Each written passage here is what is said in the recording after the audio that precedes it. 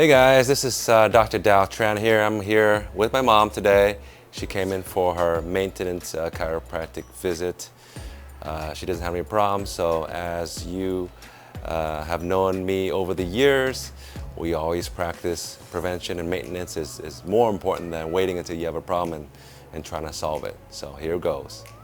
Upper back.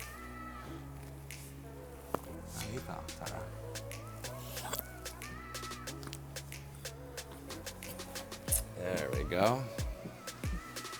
We've been doing this for about 20 years, ever since I graduated from chiropractic school in 2002.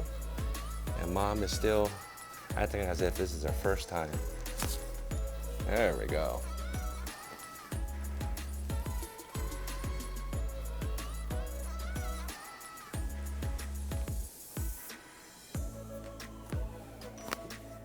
All right.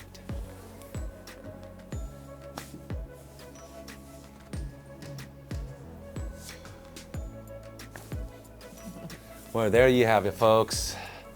We want to make sure we take care of our patients as well as our own family members, because, hey, what's the benefit when you can help others, but you're not able to help your family? So I'm glad my mom came by today.